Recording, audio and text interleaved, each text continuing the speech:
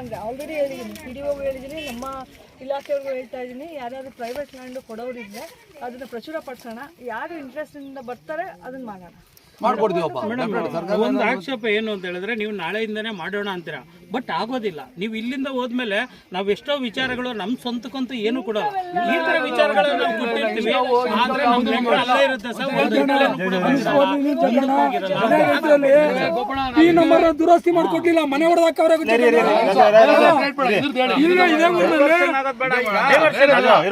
ಇಲ್ಲಿಂದ ಹೋದ್ಮೇಲೆ ಹಂಗಾಗ್ಬಿಡುತ್ತೆ. ಸಾಕಷ್ಟು ಊರುಗಳಲ್ಲಿ ಸ್ಮಶಾನ ವಿಚಾರ ಬಂದಾಗ ಎಲ್ಲ ಕ್ಲಿಯರ್ ಮಾಡ್ತಿದ್ವಿ. ಮನೆಯವರು ಗೊತ್ತಿದೆ, ಬಹಳ ಸೂಕ್ಷ್ಮ ವಿಚಾರ.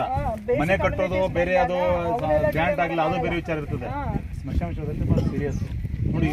ಆದಷ್ಟು ಎಲ್ಲ ಅಧಿಕಾರಿಗಳು ಬಂದಿದ್ದೀವಿ, ಆಯ್ತಾ? ಸಂವಿಧಾನ ಹಂಗಾಗೋಗುತ್ತೆ ಅಂತ ನಾಳೆ ಅಂದಾಗ ಅದು ಒಂದು ಅರ್ಜಿ ಆಗೋಗ್ಬಿಡುತ್ತೆ. ನೀವು ನಮ್ಗೆ ಸಿಕ್ಕಲ್ಲ, ನಿಮ್ಮ ಅಧಿಕಾರಿಗಳು ಇದು ಹೇಳ್ತಾರೆ. ಈಗ ಎಲ್ಲಿ ಸರ್ ನಮ್ಮ ಡೆಪ್ಯೂಟಿ ಡೈರೆಕ್ಟರ್ ಸಾಹೇಬ್ರು ಸರ್